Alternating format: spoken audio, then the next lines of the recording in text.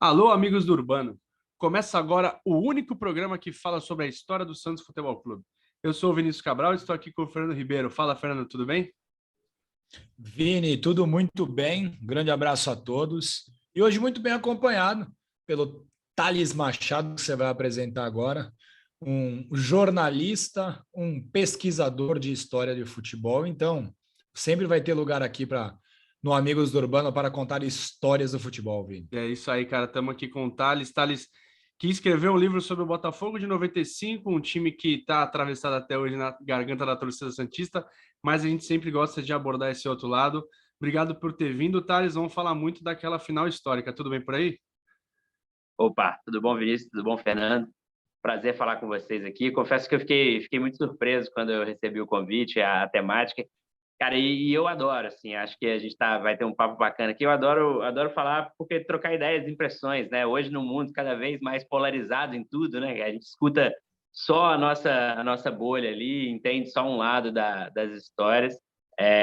Eu já começo contando uma história aqui para vocês do livro, né? Na época, não foi me recomendado pelo pessoal que estava me ajudando ali com o livro, mas a minha ideia era de pedir para escrever o prefácio o Chico Sá. Minha ideia era chamar o Chico Sá para escrever o prefácio, um Legal. santista, para escrever justamente sobre esse outro lado do que foi aquele campeonato, que teve Botafogo e Santos como os protagonistas ali, mas aí na hora acharam que podia desagradar um pouco o público para um livro que estava sendo lançado. Acabou que foi o PVC mesmo, que é meu amigo, e escreveu, mas o Chico ganhou uma cópia do livro.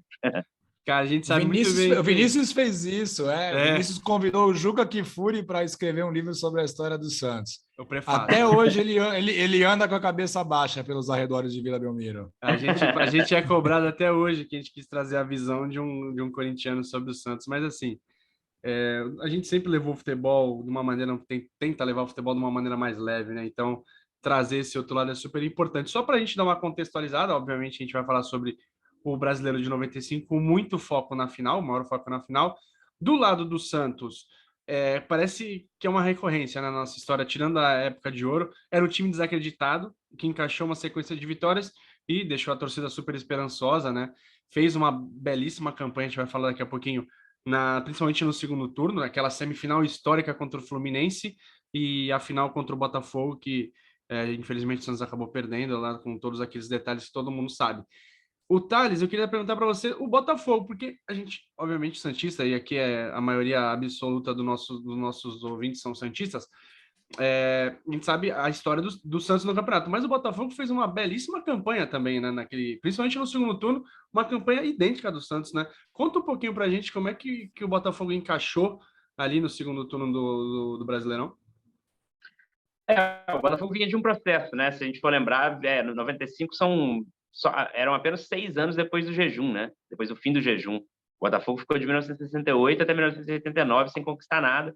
Conquista um carioca em 89, conquista o BI em 90, vai se reestruturando ali com o Emil Pinheiro, né? O bicheiro Emil Pinheiro, com o dinheiro ali dele, mas tudo acaba em 93. Em 93 ele tira o dinheiro, o time ganha a Copa Comebol com o pior time do Botafogo, pelo menos até 2020. Acho que o de 2020 talvez tenha superado esse de 93. E num processo muito, na verdade, surpreendente, se monta esse time de 95. É um time montado meio às pressas. No livro mesmo, eu lembro de mostrar o Montenegro falando que estava montando um time ali para ser sexto lugar no campeonato, né? Mas é um time que se encaixou 11 jogadores muito bem, né? Um time que só tinha o time titular ali. Não tinha muito... Tinha ali um ou outro reserva que entrava bem. O Iranildo acabou virando o reserva talismã ali. Mas um time que encaixou bem, trazendo jogadores veteranos, como era o Gonçalves, que já estava começando a entrar numa segunda parte da carreira. O Donizete, que estava um pouco esquecido no México e que teve um momento mágico aí. Eu acho que foi o melhor ano disparado da carreira do Túlio, né? O Túlio Maravilha. E isso deu uma liga ali com o meio-campo também muito bem montado, um treinador completamente desacreditado, né? Que era o Paulo Autuori, desconhecido completamente no Brasil, que conseguiu fez um primeiro turno bom, mas não o suficiente para se classificar. E é um time que acho que tanto o Santos quanto o Botafogo se aproveitaram daquele regulamento, né? Porque era um regulamento. Eu acho que se a gente for pegar aí dos últimos, de 95 para cá, nunca teve um regulamento tão peculiar, né? Quanto esse daquele campeonato. Então, você ir num turno bem já te classificava para uma semifinal. E Botafogo e Santos, que se classificaram no segundo turno, eu tenho a impressão que eles aproveitaram o embalo, né? Para passar, inclusive, na semifinal. O Santos, de uma maneira um pouco mais fantástica, era um time mais fantástico que aquele Botafogo, mas o Botafogo com um time muito unido, um trabalho que deu muito certo e com uma fase estupenda ali de um jogador goleador. A diferença é essa, né? O Santos tinha uma fase estupenda de um jogador que era meia, criativo, e o do Botafogo era o homem-gol mesmo, né? Verdade. O Túlio, que teve um ano, eu acho, até melhor do que o Giovani, se a gente for pegar o ano inteiro, mas o Giovani depois teve uma carreira muito melhor, né? Do que o Túlio depois daquele de 95, mas a fase do Túlio não era uma fase nem só de goleador, né? Era uma fase de celebridade, fazia novela, participava do Domingão do Faustão, era o grande jogador do Brasil naquela época ali, terminou convocado para a Seleção Brasileira. Em novembro daquele ano, o ataque da Seleção Brasileira no amistoso contra a Argentina foi Túlio e Donizete, né? Que era justamente a dupla do Botafogo. É o gol de mão? É o jogo do que ele ajeita a bola com a mão? Não. Isso. Não, o gol de mão foi na Copa América, né? É verdade. Ô, Fernando... 1x0 gol do Donizete. Foi 1x0 gol do Donizete esse jogo, né, verdade. Isso. 1x0 gol do Donizete. O Botafogo tem convocado para essa convocação, além de Túlio e Donizete, é convocado o Leandro Ávila, o Sérgio Manuel, então o Botafogo chega com quase a seleção do campeonato ali, com muito jogador bom. Tudo encaixou ali, é incrível, assim, o Botafogo tem aposto que o Santos tem algumas coisas assim, né? Tudo do Botafogo tem essa mania de dizer, desde o Newton Santos ali, nenhum lateral esquerdo para. Até o lateral esquerdo, que era o André Silva, um jogador B, assim, desconhecido, hoje jogou muito tempo na Ponte Preta, deu muito certo. O Jamir veio do Grêmio, foi um volantão também convocado para a Seleção Brasileira, depois foi para o Benfica. O Wagner, que era até então um goleiro, assim, muito, muito visto com muita desconfiança, fez para mim uma das maiores atuações individuais da história do Botafogo, é a atuação dele ali na final contra o Santos do Pacaembu, que ele pega ali, é uma coisa impressionante. A gente tem pesadelo com ele até hoje. Pois é, e tinha várias lendas, tinha uma lenda sobre o Wagner que ele não pegava à noite, que de noite ele tinha dificuldade para enxergar, e o jogo foi escurecendo ali, a torcida do Botafogo ficando nervosa, e ele pegou pra caramba ali naquele jogo. Era o Wagner. E só para entrar nessa questão do Wagner, ô Thales, na verdade, pelo planejamento do Botafogo, que tudo deu errado e na verdade deu tudo certo, não era para ele estar lá no gol, não. Era para ter um norte-americano no gol, não era? Isso é uma das descobertas do livro. Assim. O livro, na verdade, foi feito lendo muita imprensa da época, né? E aí você chega à conclusão que as histórias que dão certo a gente lembra, as que dão errado a gente esquece, né? E o Botafogo tentou muitos contratados que nunca chegaram. O Edmundo é um deles. O Botafogo tentou contratar o Edmundo antes de contratar o Donizete para ser o companheiro do Túlio ali. Mas também o Tony Meola, né? Que tinha sido um goleiro, tinha se destacado ali naquela seleção dos Estados Unidos em 94. Um goleiro com cabelo liso, parecia que lambido, assim, com um rabo de cavalo para trás. Goleiro até meio gordinho, mas que tinha ido bem e mal, né? Eram aqueles goleiros dos anos 90, um pouco espalhafatosos. O Botafogo foi atrás, o Wagner sentiu, inclusive, o golpe. O Wagner chega para substituir o Carlão, né? Carlão, que era um goleiro que falhou nas quartas de final do Campeonato Brasileiro de 94. E o Wagner é um cara muito humilde, né? E aí, o Wagner tem uma história incrível. Até hoje ele é dono de um restaurante de frutos do mar aqui em Niterói. Bar do Wagner, que chega, os botafoguenses vão lá até hoje para tirar foto com ele e comer o camarão dele lá, que é gostoso, eu já provei. O Thales, me corrija se eu estiver errado. O Wagner, eu não lembro qual competição foi, uma competição amistosa, pouco tempo depois da final, o São Paulo ganhou do Botafogo em um placar elástico e o Wagner tomou uns 3 perus no mesmo jogo. Eu não lembro quanto foi esse jogo.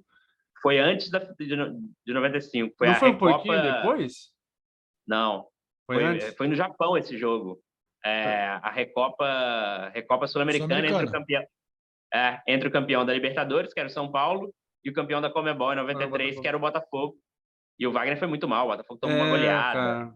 6-3, sei lá, alguma coisa assim. E assim, eu ficava com ódio dele, porque cara, o que ele pegou naquela final, a gente vai chegar lá, mas o que ele pegou naquela final vai ser sacanagem. Mas, Fernando, eu queria falar uma coisa aqui, até que o Thales comentou, né? O Santos, uma campanha um pouco mais espetacular, e o Botafogo um pouquinho menos, até pela característica de jogador, mas os dois times fizeram a mesma pontuação, né? No segundo turno, 8 vitórias, 3 empates e uma derrota, dá 27 pontos, né? Isso, 8, 16, 24 mais 3, 27. E pouquinho antes da final, né? 2 semanas antes da final, os dois times jogaram na Vila Belmiro. E o Santos jogou muito bem. A Vila Belmiro estava abarrotada esse dia. Eu lembro que eu tinha 11 anos.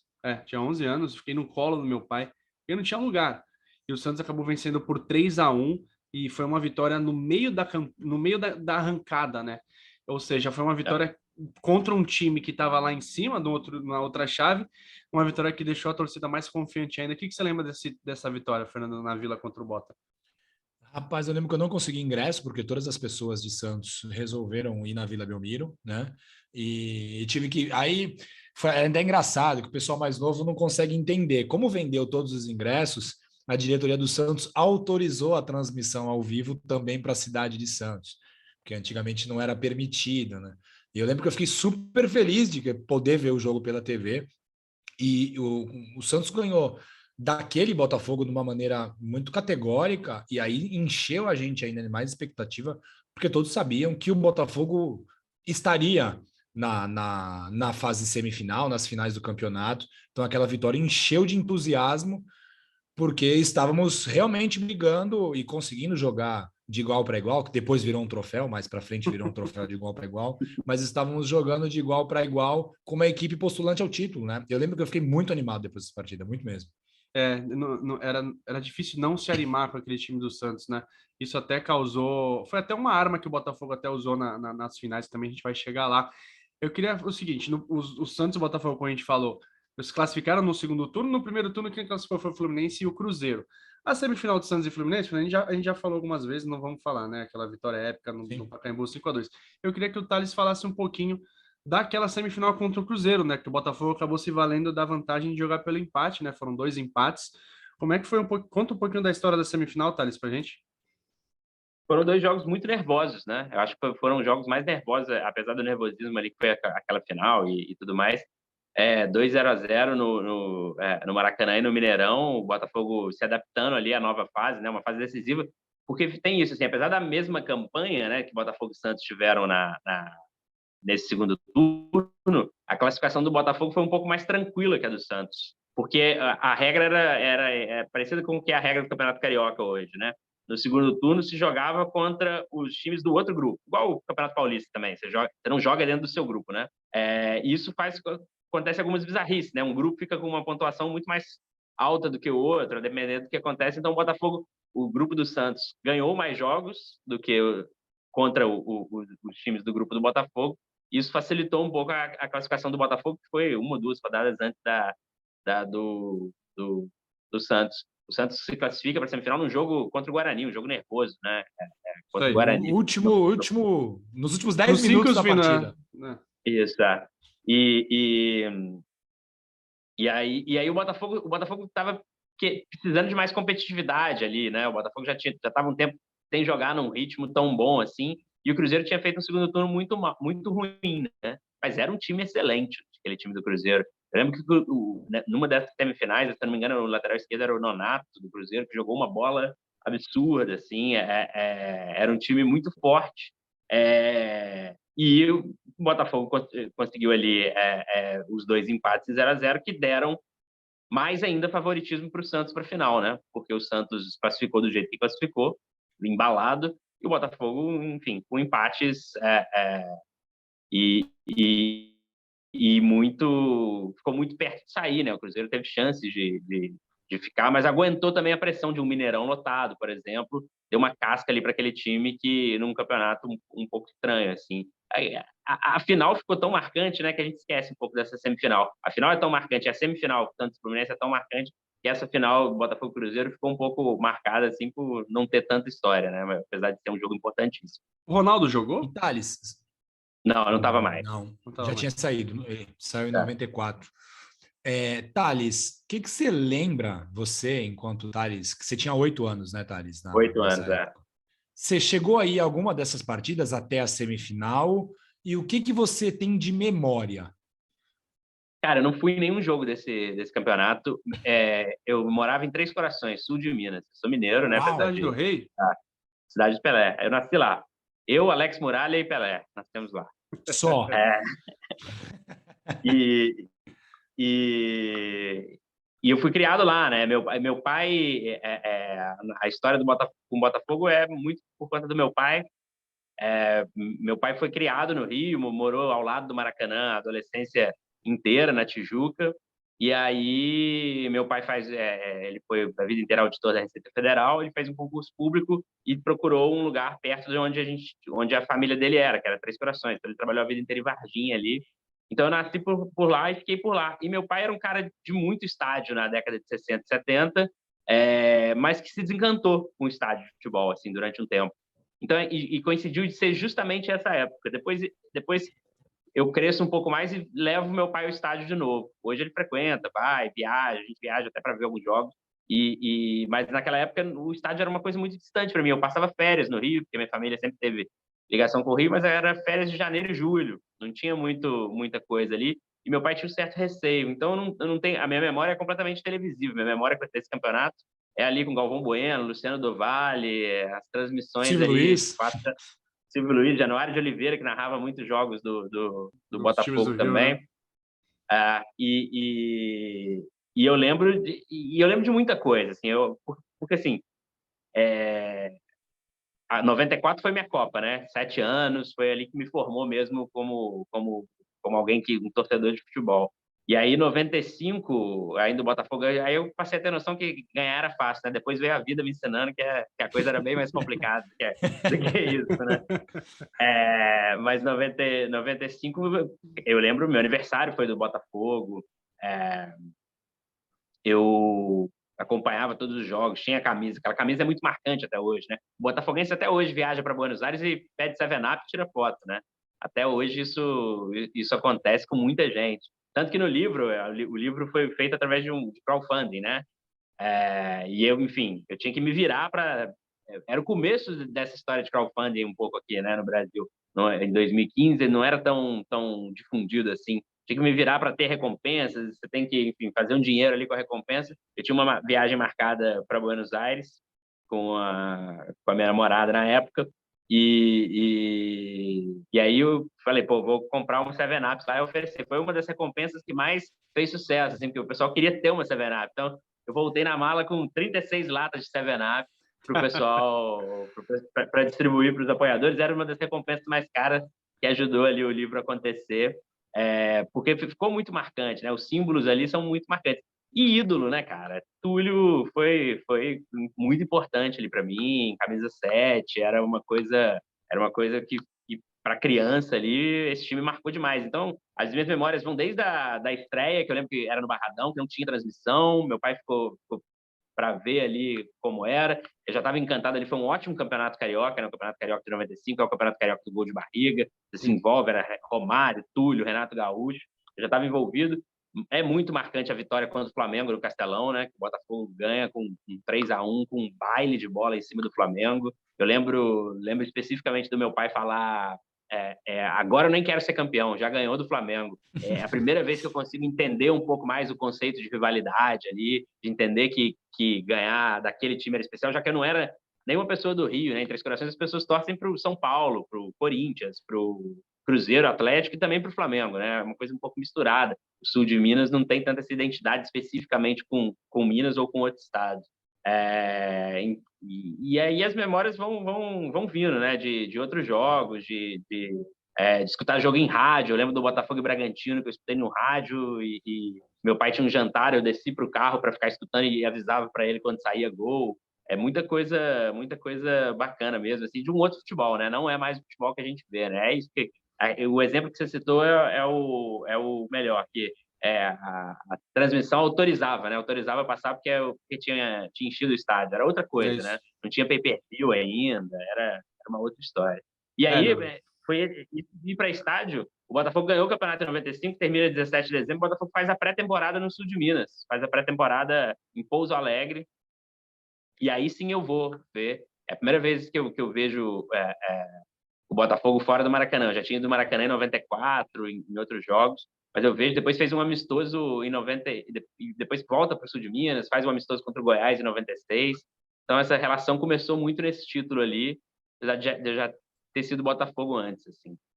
Ah, legal. Ô, Fernando, você tá com o livro, acho que mais fresco na sua cabeça do que o próprio Thales, né? O Thales escreveu. Que ano você Sim. escreveu, Thales? 16? 2015. 15. Quando fez 20 anos, 20 anos do título. E o Fernando terminou de ler o livro esses dias. Cara, conta pra galera, olha lá, tá aí no Kindle.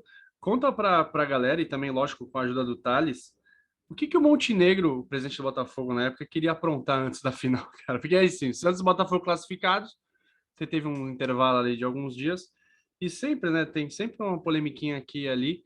O que o Montenegro propôs para essa grande final? Rapaz, antes de falar de Montenegro, a minha mãe acompanha todos os programas, viu, Thales? Minha mãe é Beijo, dona santista Neri. fanática. E até hoje ela tem muita raiva do Instituto Ibope, ela não acredita no Instituto Ibope, e ela tem muita raiva do Montenegro e do Paulo Autori também, lembrei, mas do Montenegro é o que ela realmente tem mais rancor, assim. Mãe, um beijo, obrigado por acompanhar sempre a gente aqui. Bom, Montenegro era um outsider, né, Thales? Ele era um cara que não era um cartola propriamente dito, mas adorou a situação, fez muita promoção pessoal, como todos os outros cartolas sempre fizeram e ainda o fazem, né? Enfim, os cartolas atuais também utilizam desse subterfúgio, mas ele queria os 2 jogos no Maracanã da final, propondo ao Santos uma compensação financeira e mais de 30 mil ingressos. É isso, né, que você encontrou nas suas pesquisas? Sim, Que eu sim. realmente não me lembrava disso. Nem eu. O Montenegro, ele adorava bagunçar, né? É uma das coisas que ele fez, né? Eu lembro que nesse campeonato tem um Botafogo e Bahia que ele levou os jogadores que estavam suspensos para a bancada, para assistir o jogo no meio da Fúria Jovem ali e tal. E ele tentou essa alternativa, tentou muita coisa, ele tenta para bagunçar, para aparecer, ele soube usar, assim como o Túlio, que era muito midiático, o Montenegro soube usar muito, muito isso, e no fim das contas, né, ele se aproveita não só disso, mas como do fato de ter sido o último título realmente relevante do Botafogo, este 95, para permanecer, né? De fato, a história do Montenegro assim, talvez com muita parcimônia a gente possa falar que hoje acabou, né, no Botafogo. Mas se acabou, acabou ano passado. Foi até lá e por conta desse título, né?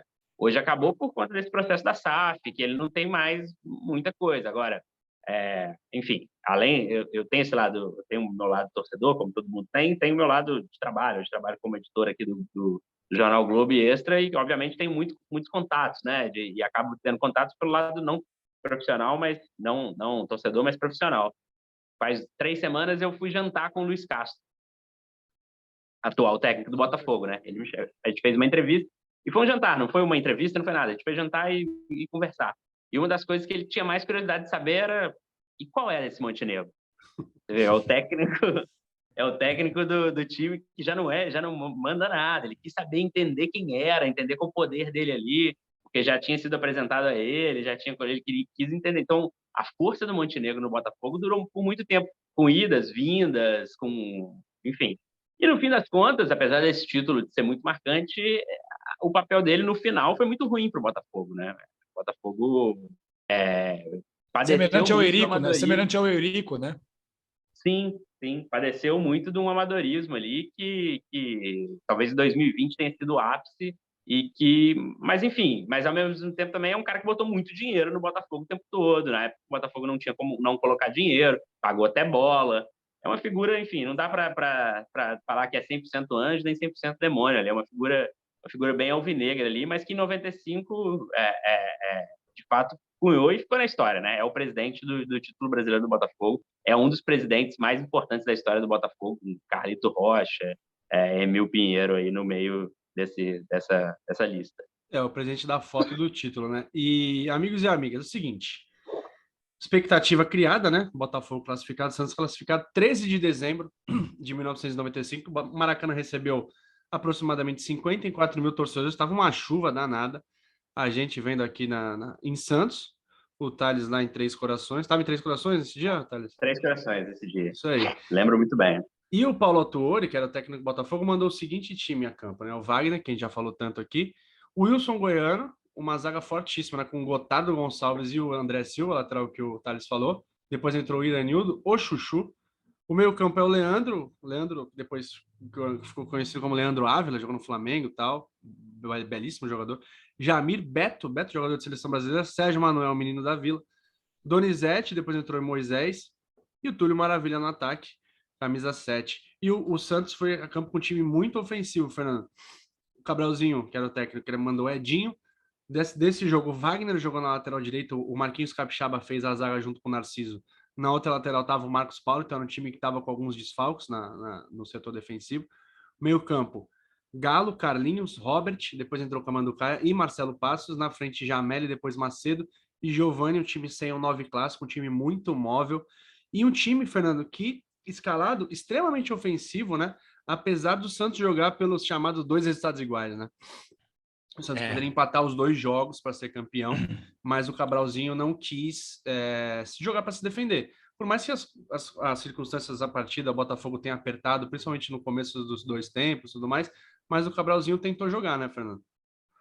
Então, Vini, na verdade, o Thales citou que o elenco do Botafogo era muito curto, né? Tinha um time, um 11 inicial muito bom, e o Santos da mesma forma, né? O Santos não tinha muitas opções. Saía o Galo, saía o Carlinhos, a opção era o Batista, né? Um jogador que a torcida do Santos não se recorda. O Thales com certeza não vai lembrar do Batista e muitos torcedores santistas não se recordam. Então, o elenco do Santos também era um elenco muito torto, muito aconteceu também, né? Não foi um elenco construído daquela maneira, o elenco aconteceu. Então o Cabralzinho não tinha muitas soluções, a não ser colocar o time à frente. E muito legal isso, porque no futebol de hoje, né? Estamos falando aí de mais de 20 anos atrás, jogar fora de casa era jogar também com vontade, era jogar tentando gol. Hoje em dia, quando o primeiro jogo fora de casa, o time se segura 11 atrás da linha da bola para tentar segurar o resultado e ganhar no jogo de volta. Isso foi uma situação muito legal do Cabralzinho e do time do Santos naquele jogo, né?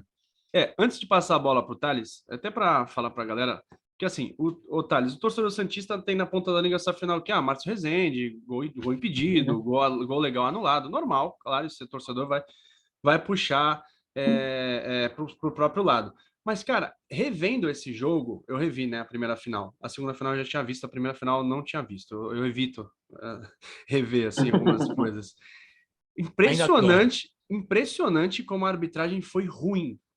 Ruim, Sim. eu tô sendo legal, assim, foi péssimo. Sidraque Marinho e principalmente, eu lembro do Antônio Ora, era um bandeiro, o outro não lembro agora quem era. Eles erraram lances, assim, absurdos. Impedimentos de 2, 3 ataques do Santos, que seria a chance real de gol. Um impedimento do Túlio, assim, que ele não deu vantagem, e o Túlio ia sair na cara do Edinho, assim. É Essa impressionante. é a que a torcida do Botafogo fala bastante, esse lance aí. E tem 3 bolas no primeiro tempo do lado direito do ataque do Santos também que o Bandeira para. Então, assim, eu não gosto de levantar a teoria da conspiração, odeio isso. Eu acredito muito na ruindade da arbitragem brasileira. E aquele jogo, Thales, o primeiro, tá? Nem estamos falando do segundo, foi marcado muito pela ruindade da arbitragem, né? Deu uma estragadinha na partida, né? Sim, sim. Era um jogo nervoso, acho que parecia nervoso para a arbitragem também, né? O Sidraque era meio o árbitro número 2 ali, mas visto por muita gente como o árbitro número 1, o que eu acho que nem é uma coisa incomum, não. Na verdade, sempre o que está em primeiro vai ser mais criticado e a gente vai achar que o 2 é melhor, né? Mas o Sidraque foi mal ali. Esse lance que a torcida do Botafogo reclama muito é um erro crasso de arbitragem, né? De não dar vantagem. Ainda mais você pensando que é o Túlio, que era o artilheiro do campeonato, que dificilmente perderia um gol ali frente a frente com o Edinho. De fato, foi um jogo polêmico, um jogo marcado por isso, né? Marcado por uma arbitragem ruim. Isso era comentário, eu lembro, nos jornais do dia seguinte, mas acabou ofuscado na história, né? Porque do segundo a arbitragem foi ainda pior. Mas é isso, né? Das coisas. A gente estava falando, vocês falaram aqui da questão do elenco curto, né? O elenco era curto porque dava para ser, né? Eu estava fazendo a soma aqui. Naquele campeonato, cada time, tanto o Botafogo quanto o Santos, fizeram 27 jogos pelo campeonato, o campeonato inteiro. Sim. A gente no Brasileirão agora, a gente está gravando hoje, 14 de setembro, né? No Brasileirão agora a gente está com 26 rodadas. É como se o Brasileirão fosse acabar no próximo fim de semana agora. A 27ª para todo mundo, né? Eu toparia que acabasse agora, inclusive. Eu também. Dessa Me vez pouparia eu também. muito estresse.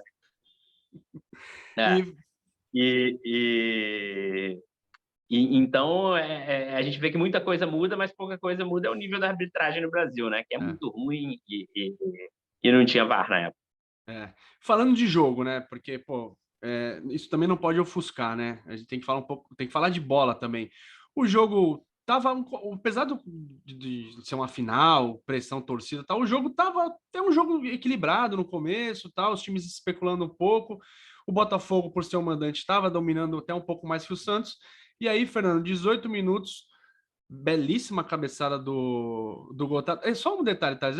Cara, é que a gente sabe, você já tá percebendo, a gente nem gosta de ficar falando de puxando para cá e para lá, mas o lance que a torcida do Bota reclama do gol do Túlio, no escanteio foi o gol. Então é um gol que não faz tanta falta assim, né? Sim. Porque foi a falta, Sim.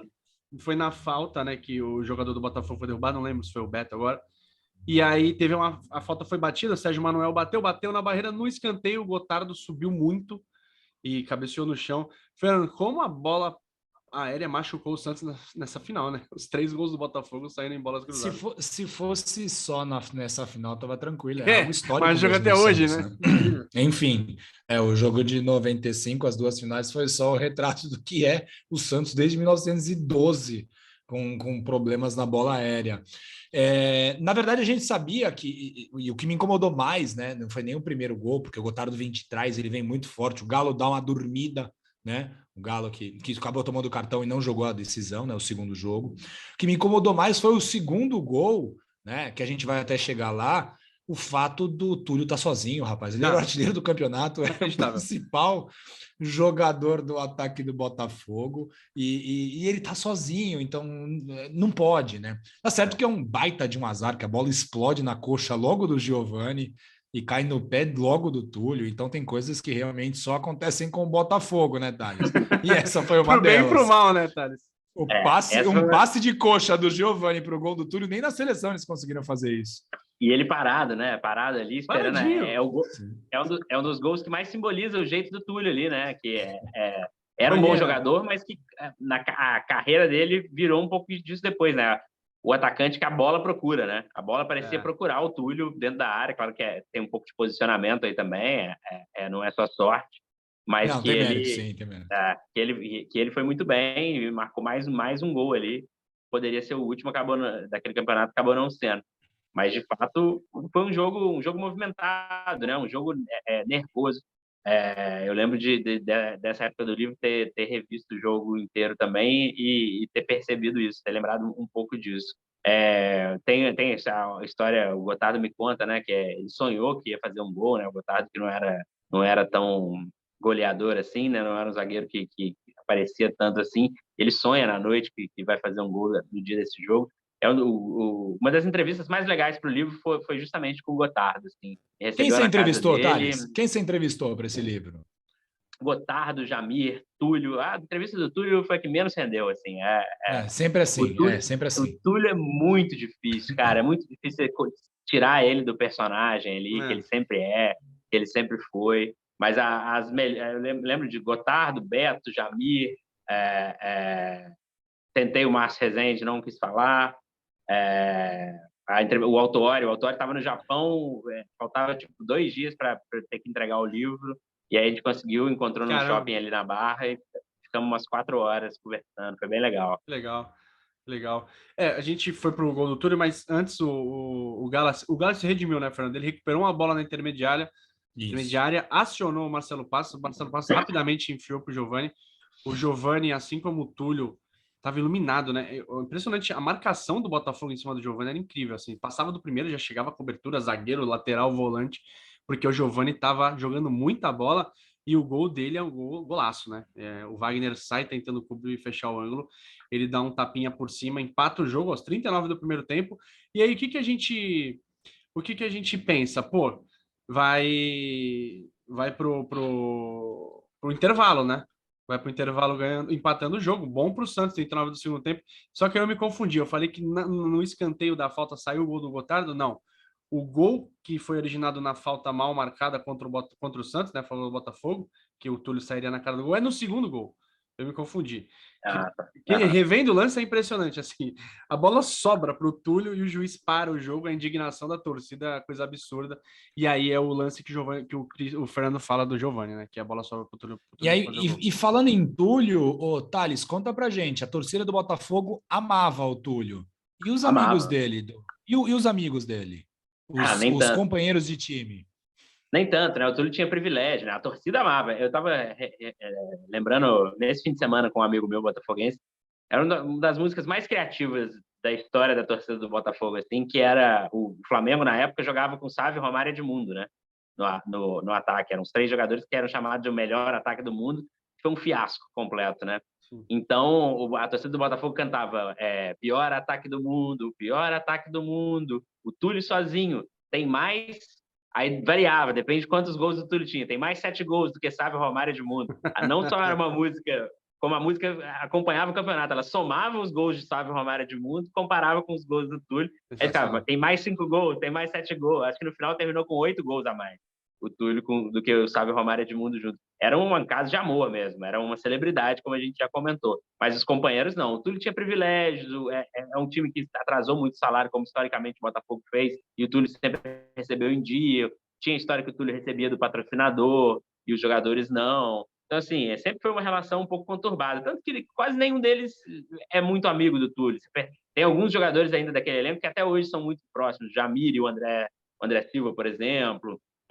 O Autuori é próximo de uns. O Sérgio Manuel é um cara muito ligado ao Botafogo, mas não é ligado ao Túlio. Ele não tem isso. Então, quando eu lancei o livro, tinha um outro livro que foi lançado também, que nesse lançamento chamaram os jogadores, e era perceptível, assim, porque até hoje são turmas diferentes. O Gotardo tolera o Túlio ali como capitão e tal, é o cara que faz um pouco essa ponte, mas de fato ele não era um racha no elenco, mas não eram amigos, não se odiavam, mas também não se gostavam não, porque era um outro patamar ali que o Túlio estava. Tipo aqui O Sérgio Manuel chega a discutir com ele. O Sérgio Manuel chega a discutir com ele, né, Thales? Chega a discutir, sim, chega a discutir com ele, tem o vestiário ali, pega fogo. E é isso, né? O Botafogo consegue aos trancos e barrancos mesmo com esse elenco ali que não era muito fácil de domar. O Santos também tem uma confusão aí que não é bem, como é que fala, Fernando? Não tem a versão oficial da confusão no ônibus, né? Parece que os jogadores saíram na porrada também, né? Isso. Tem uma história famosa aqui, mas como não é, a gente não sabe se é verdade, a gente também não vai sair falando aqui, mas são de caras importantíssimos do time titular. Os dois têm camisa, tem número 1 na camisa, então aí vocês podem até pensar quem é. E aí. Mas só rapidinho, falando em número de camisa, né? A gente falando dessa final específica que Túlio e Giovani marcaram, que coisa incrível, né, cara? Que essas coisas do futebol são muito legais, assim. Porque o Santos, na época, ainda não era o time que tinha ganhado tantos títulos como hoje recentemente ganhou, né? Libertadores e mais campeonatos brasileiros. Os dois viviam uma sensação de que há muito tempo não ganhavam um campeonato tão importante assim. E se reencontram numa final, Maracanã, depois Pacaembu, mas essa no Maracanã especificamente, com o Botafogo com o maior ídolo, o melhor jogador com a 7, e o Santos com o ídolo daquele time e melhor jogador com a 10, né? É uma coisa incrível, assim. São os dois times mais tradicionais para mim da história do futebol brasileiro, com certeza, Santos e Botafogo. E aí, Fernando, a gente tem muito a lamentar nesses 180 minutos, a gente também pode lamentar a bola do Jamel que pegou na trave no segundo tempo, uma bola que ele dividiu ali com o Wagner, ele pegou um travessão e pingou ali próxima da linha. O Botafogo também voltou a dominar o jogo na metade final do segundo tempo, poderia ter ampliado o placar, o Túlio deu uma cabeçada, o Edinho fez uma defesa absolutamente espetacular, assim, uma bola que ele encaixa, um pulo, parecia um gato. E a sensação pra gente, Fernando, foi até um jogo equilibrado, mas a sensação é de que o 2-1 ficou bom, porque o Botafogo podia ter feito mais gols. E aí entra o lance do que o Thales vai poder falar melhor pra gente, que é a sensação do botafoguense é que o Santos foi soberbo, né? Não, pela maneira que o Santos se classificou, ganhando vários jogos em sequência, e teve a quebra contra o Fluminense, a derrota por 4-1 no Maracanã, mas que foi totalmente apagada pela volta, né? O 5-2. Então, a expectativa na torcida, e aí não sei se contaminou o elenco ou não, era que, poxa, 1-0 a gente tira. O que é normal, cara. O torcedor pensa assim, é super normal. Thales, o Botafogo usou isso como? Qual foi o combustível do Botafogo para declarações do Santos, reações da torcida? Como é que o Autuori e comissão conseguiram inflamar o time do Botafogo para a partida de volta? Eu lembro do Autuori falando, me contando que quase nem precisou, que foi uma coisa quase natural, né? Que eles viram ali. Foi muita coisa, né? Agora eu não estou lembrando meio de cabeça, mas tem algum jogador que posou com a faixa de campeão, uma coisa assim. Não sei se é bem essa história, agora, enfim, 6 anos, já não lembro, mas eu lembro que teve a reação mesmo dos jogadores e da torcida do Santos visitante no Maracanã, né?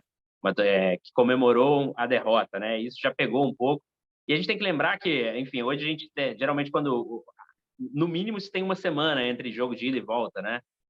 Geralmente quando são Copas e tal, às vezes até mais, né? Nessa época não, o jogo de ida foi na quarta, 9h30, 9h45, né? E o jogo de volta já foi no domingo. Então, assim, essa pólvora ficou acesa por pouco tempo, né? O pouco tempo que separaram os dois jogos. Então, o Botafogo usou isso muito, né? Usou como motivação isso muito, entrou como... Sabia que não era o favorito, mas entendeu que a vantagem que ele tinha conquistado do empate não tinha sido valorizada pelo adversário. E isso foi usado em vestiário como motivação. Todos os jogadores falam bastante disso. O Santos depois ali no sábado, domingo, começa a dar declaração, não é bem assim, e tudo mais, o que é completamente normal no futebol. Mas, assim, são histórias que ficam, né? Não tem Sim. nada de anormal aí, né? Não. Nada de anormal, né? Do Santos comemorar, do Botafogo utilizar isso. É só mais uma coisa que ficou aí no folclore dessa final. Fernando, para entrar na reta final que a gente precisa liberar o Thales, a história do segundo jogo é muito conhecida, né? O Santos entrou para pressionar o Botafogo desde o começo, né? Tem o Wagner como um grande personagem. O Santos perde uns gols absurdos. O Giovani perde um gol incrível, que até hoje ninguém sabe como aquela bola não entrou. O Márcio Rezende errou muita coisa, né? Validou o impedimento do Túlio, Bandeira, né? Não deu impedimento do Túlio, o primeiro gol também de bola parada, uma bola desviada, o Túlio domina e bate de virada, um gol bonito também. Errou a não anular o gol do Santos, né? O gol de empate, o Marquinhos Capixaba leva a bola com a mão, ele não dá. O Marcelo Passos também faz um belo gol.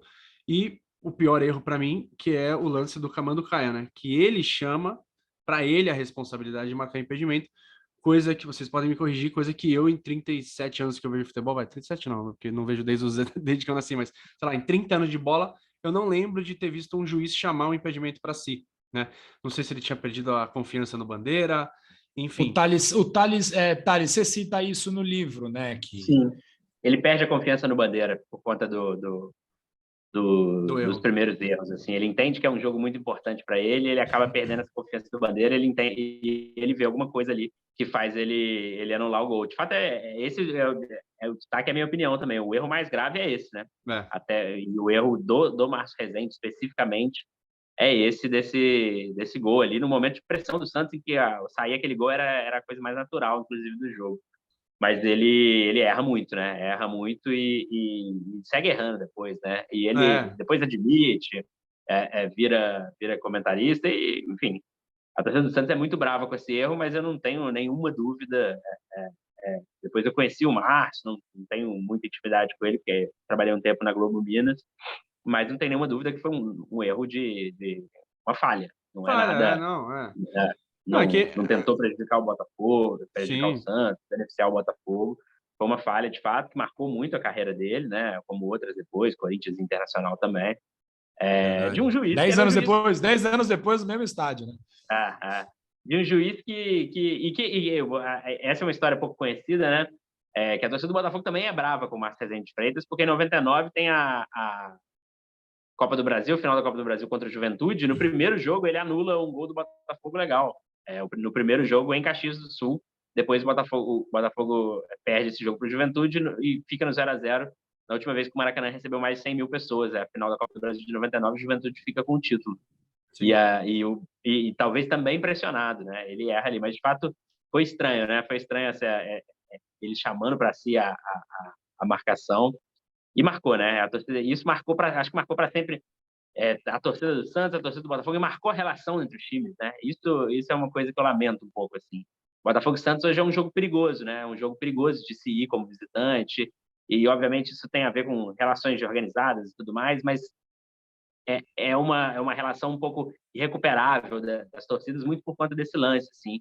Enquanto eu acho que são dois times que, enfim, institucionalmente, eu acho que nem se dão tanto, mas não são amigos nem inimigos, mas poderiam ser mais amigos, né? Total. Por tudo que representam, pela história que representam ali no futebol, e pelo próprio perfil, né? Pelo próprio perfil do que enfrentam, das dificuldades que enfrentam, do tamanho da torcida dos rivais, perto da relevância que tem também, também de serem times nacionais e tudo mais. Então, são times que se talvez esse lance não tivesse acontecido, a gente teria visto um pouco mais de união, carinho, respeito ali, do que esse lance que ficou muito marcado. E aí a torcida do Santos provoca, o Botafogo hoje também responde. isso ficou muito... Uma pena, né? Uma pena porque acabou marcando uma final que tinha, antes do Márcio Rezende, uma história de fato, reencontro dos times ali decidindo nos anos 90, os times que tinham sido tradicionais na década de 60. Ah, verdade. Você falou de visitante, você já veio aqui na Vila? Ver um Santos e Botafogo? Não, cara, é um dos estádios que eu tenho mais vontade de conhecer na Então, minha já tá vida. convidado, hein, velho? Ó, já põe Vamos. aí. Esse ano já foi, né? Já foi. Cerveja Ano que nossa. vem, venha, que a cerveja é por nossa conta. Boa, assim. Não, e você citou aqui esse Botafogo e Santos do 3-1, da primeira fase do campeonato. Eu sempre tive, vendo o Santos jogar na Vila, principalmente quando você está torcendo contra o Santos, né, torcendo para o seu time, uma impressão que começou nesse jogo, e é uma impressão que vários jogos, principalmente jogos que o Santos está bem, né? Eu brinco com um amigo meu que quando o Santos está bem, parece que o campo da Vila está tombado para o lado do Santos.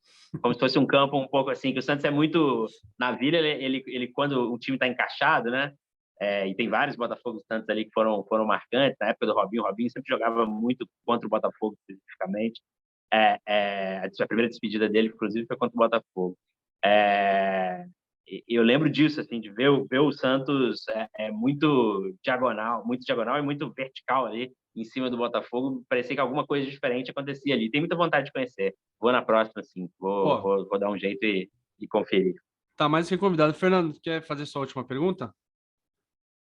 Não, então, teve toda essa polêmica de arbitragem, né? A Gazeta Esportiva, obviamente, o Thales sabe, veio com a manchete Santos roubado, né? No dia seguinte. Obviamente que ainda a gente tinha um bairrismo São Paulo-Rio, hoje eu acho que já até Ainda tem tem, menos, mas até tem, porque. mas tem Mas eu muito. acho que menos. Eu acho que hoje é mais clubista, hoje está mais Flamengo e Palmeiras, ou Flamengo e Corinthians, ou um jornalista e outro. Não parece ser algo tão carregado quanto era antes.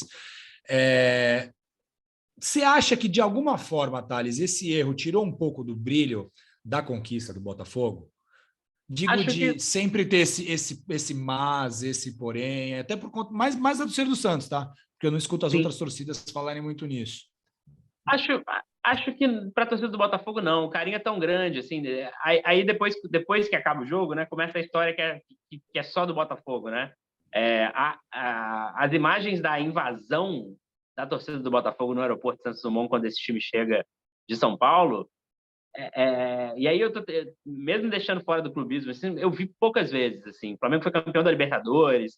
Eu estava em Belo Horizonte quando o Galo também foi campeão da Libertadores, foi uma coisa muito marcante de rua. Mas a torcida do Botafogo fechando o túnel ali, o túnel que sai de Botafogo vai para Copacabana, a invasão e subindo em cima da asa do avião. Eu nunca vi isso na minha vida. Subir em cima da asa do avião de carreira ali, o avião que veio completamente abarrotado, que é mais uma das histórias do Montenegro. Esse tipo de coisa fez o Botafoguense tem uma relação muito tranquila com esse título. Eu acho que, enfim, é difícil para o torcedor do Santos entender mesmo. Eu acho que é a relação que tem que se ter mesmo. A partir do momento, enfim, eu trabalho no futebol, estou aqui, a partir do momento que eu acho que tem sacanagem, eu, a princípio, não vou nem trabalhar, talvez não vá nem torcer, né? Então, são coisas que acontecem. Eu acho que resumir esse título do Botafogo só o erro de arbitragem ali é ignorar um time que foi muito bem montado, personagens que vão além do Túlio, o Iranildo, a sua Brasília Amarelo, Donizete Pantera, coisas que, enfim, formou uma geração de torcedores, fez crianças como eu se encantar não por um clube, mas pelo próprio futebol, pela competitividade. Então, acho que, assim, apesar de ser duro para o torcedor do Santos, eu entendo que seja, a torcida do Botafogo também tem finais ali que reclama. Nos últimos anos, por exemplo, tem a de 2007, final do Campeonato Carioca, que o Dodô é expulso ao fazer um gol no último minuto, impedido e não estava, e anula o gol, uma final contra o Flamengo. Gerações mais antigas reclamam muito da final de 71 do Campeonato Carioca também, que o Fluminense fez um gol que teoricamente é roubado. Essa especificamente meu pai reclama muito. Mas, enfim, os títulos acontecem de várias maneiras, né? E aí a gente começa a colocar o si no futebol, né? E se tivesse dado, o Botafogo reagiria, não reagiria? Se ali no primeiro jogo o Sidraque não tivesse deixado o Túlio, como é que seria se fosse 3-1? Enfim, a construção foi que Botafogo e Santos chegaram para disputar com honras aquela final. Se fosse o Botafogo campeão, se o Botafogo foi campeão merecedor, se fosse o Santos também seria merecedor pelo tamanho do time que tem. Enfim, acho que, felizmente, eu gosto muito do Santos, eu sou um tricordiano, não posso não gostar também, né? Felizmente, o Santos teve um futuro depois bastante coroado, né? e o Botafogo nem tanto, mas busca aí ter, porque, enfim, é a graça do futebol. A graça do futebol é mais falar sobre aquilo que a gente foi feliz do que sobre aquilo que a gente não foi. E é sempre bom poder falar também das coisas que não saíram como esperado, porque a minha, ao menos, me educou bastante, não só para o futebol, como para a vida também. É isso. Não, e você pensa que você conheceu o gostinho da vitória 7 anos antes da gente. Então a gente ainda ficou mais 7 anos ali esperando para ser campeão. Eu fui ver com 19 anos. Tudo bem que a gente ganhou Rio São Paulo, ganhou a Conmebol, né, que tá para virar Sul-Americana e tudo mais, mas aquela explosão mesmo a gente só foi ter 7 anos depois, e é isso que o Thales falou.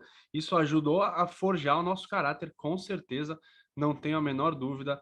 E do lado da gente, Fernando, fica só a lamentação, né, do que, por exemplo, o Camanduca era um cara que hoje poderia ser muito maior na vida, né? Na vida mesmo, podia estar com o burro na sombra, talvez não esteja, né? Seria o autor do gol do título. Giovani seria maior do que ele é, né? No Santos ele já é enorme, né? Para a torcida do Santos, o Giovani, por pior que tenha sido as outras passagens que ele teve, mas, cara, ele é ídolo demais, ele seria mais ídolo ainda, enfim. Mas não deixa de ser um time histórico. Eu tenho muito a agradecer, Thales, muito legal ouvir sua versão de 95. Quem quiser comprar o livro, Thales, eu ia falar isso. Ah, tá, cara, boa. Eu perdi um pouco o controle. Com o tempo você vai perdendo um pouco o controle das coisas que você lança, né? Eu perdi um pouco. Eu sei que tem na Amazon, tem na Americanas. Eu sei que na Travessa, que foi a livraria mais parceira, esgotou. Eu já tinha pensado em 25 anos lançar uma nova edição, botar mais algumas coisas, mas o trabalho não permitiu. Mas daqui a pouco faz 30. Tomara que o Botafogo tenha ganho alguma coisa relevante até lá, quando fizer 30 anos, para não ser de novo, 10 anos depois, relembrar de novo o único título. Acho que o caminho tá um pouco melhor agora, pelo menos para o futuro próximo aí, mas o livro, enfim, Botafogo, tanto digital quanto físico, no Google você consegue achar alguma loja aí. Show. Tem de vez em quando taxa promoção. E também tem o Clube de Autores, que é a editora ali que ajudou a gente, e por certo no site deles ali tem também. Legal, cara. Procurem lá, galera, vale a pena ouvir as histórias dos bastidores, por mais que tenha doído, o livro tem a ver com o Santos, então ali dá para entender um pouquinho o que foi 95, o peso e o tamanho, etc. Agradeço muito, Thales, você ter aceitado o nosso convite, foi muito legal esse bate-papo, muito bom saber as histórias do outro lado e poder conversar em alto nível, né? Conversar sem ficar em lado de polêmica, disso e daquilo, e entender um pouquinho como é que foi a montagem do Botafogo e também do Santos, que de vez em quando a gente fala de 95. Nunca fizemos, né, Fernando, um episódio sobre 95 específico, mas um dia a gente faz. Valeu mesmo, cara, brigadão, e já tá mais do que convidado, hein? Reforço o convite aqui, quando quiser vir a Vila Belmiro, a cerveja por nossa conta, a gente assiste o jogo ali separado, mas no final do jogo a gente toma a saideira, beleza? Vamos sim, vamos combinar. Um abração, foi um prazer falar com você. Valeu, galera. Quem quiser continuar seguindo a gente, já sabe as redes sociais Amigos Urbano, nosso canal no YouTube. Estamos em todas as plataformas de áudio, principalmente ali na Aurelo. Valeu, Fernando. Valeu, Thales. E até a próxima. Valeu, pessoal. Tchau, tchau.